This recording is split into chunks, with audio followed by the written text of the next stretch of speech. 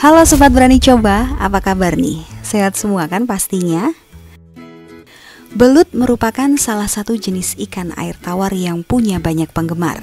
Belut sangat baik dikonsumsi karena memiliki kandungan nutrisi yang baik untuk kesehatan tubuh. Terlepas dari manfaat dan kandungan nutrisinya, ikan yang satu ini juga cukup enak loh untuk dikonsumsi. Rasa dagingnya kenyal dan juga gurih. Buat siapa saja yang menikmatinya pasti bakal ketagihan.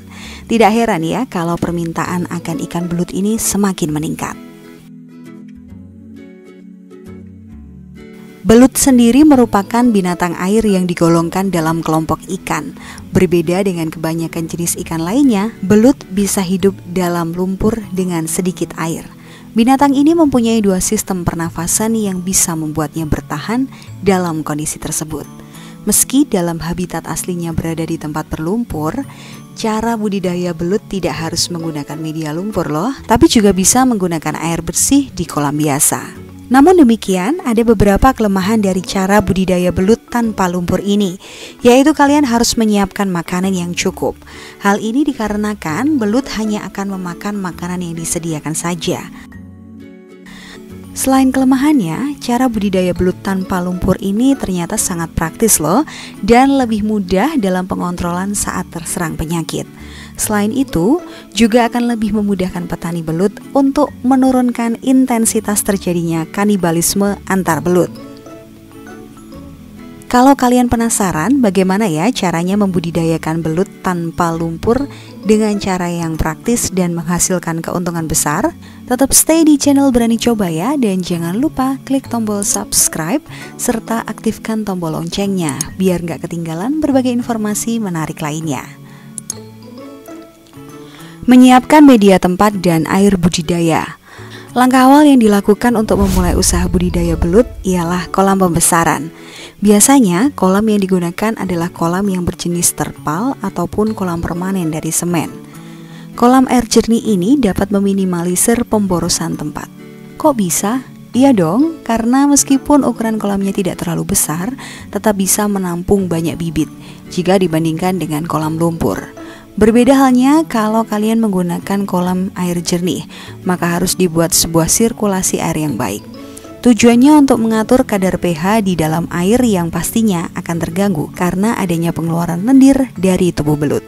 Sirkulasi yang bagus akan membuat kadar oksigen di dalam kolam menjadi stabil dan air tetap jernih.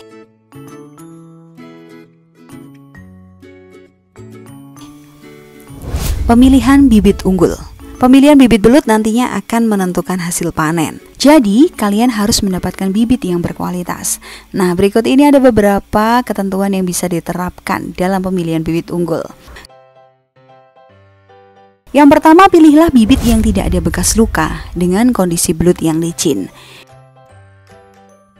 Kedua, hindari bibit belut yang didapatkan secara alami karena akan menimbulkan bekas luka seperti cara penangkapan dengan metode setrum, berburu di dalam lumpur ataupun sawah dan sungai.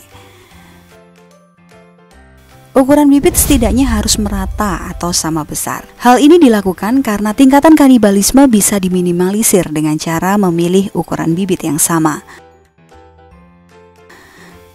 Yang keempat, selain adanya kanibalisme, pemberian pakan tentunya juga tidak akan merata ya jika mencampurkan bibit yang kecil dengan bibit yang besar di kolam yang sama. Penebaran bibit belut. Seperti yang sudah diungkapkan tadi, bahwa cara budidaya belut tanpa lumpur dalam penebaran benihnya tentu akan lebih banyak jika dibandingkan dengan cara budidaya belut secara konvensional atau menggunakan lumpur. Selain itu, pemberian pakan secara teratur juga akan membuat belut jauh bisa berkembang biak dengan baik, meskipun di kolam tidak berlumpur. Pemberian pakan yang tepat akan menyebabkan keberhasilan dari budidaya belut akan lebih optimal. Kalian bisa memberikan beberapa jenis pakan alami seperti limbah ikan, bekicot, sisa cincangan dari daging ayam maupun pelet. Biasanya pakan akan diberikan secara berkala 3-4 kali sehari. Semakin besar dan semakin berumur bibit, tentunya jumlah pakannya akan jauh lebih sedikit. Perawatan belut. Rawatlah belut dengan seksama, perhatikan kualitas airnya, pemberian pakan secara teratur sesuai dengan takaran agar tidak menimbulkan air cepat kotor dan sifat kanibalisme dari belut muncul. Perlu diketahui juga nih, kebiasaan belut yang mengalami penyakit yaitu ditandai dengan belut terus bergerak pada siang hari dan aktif menyerang belut lainnya. Belut merupakan binatang yang mengeluarkan lendir karena mekanisme tubuh untuk melindungi dirinya yang terbilang cukup sensitif. Lendir yang keluar dari belut ini secara terus-menerus dapat meningkatkan tingkat keasaman air atau pH di dalam kolam. Sehingga ketika air kolam mencapai ambang batas pH 7, maka air harus segera dinetralkan atau disirkulasi. Maka dari itu, media budidaya belut harus dilengkapi dengan sirkulasi air yang memadai. Nah, untuk proses panen dengan cara budidaya belut tanpa lumpur ini lebih mudah dan praktis daripada metode lainnya. Apabila menggunakan kolam, bisa dilakukan dengan menguras kolam atau menjaring belut yang ada di dalam kolam.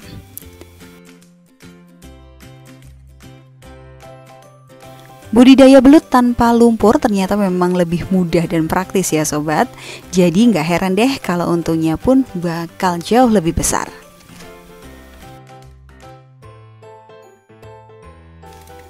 Terima kasih ya sudah selalu setia nonton channel Berani Coba. Jangan lupa bagikan informasi bermanfaat ini ke banyak orang, serta klik tombol subscribe-nya sekarang juga, dan selalu aktifkan tombol loncengnya. Sampai jumpa!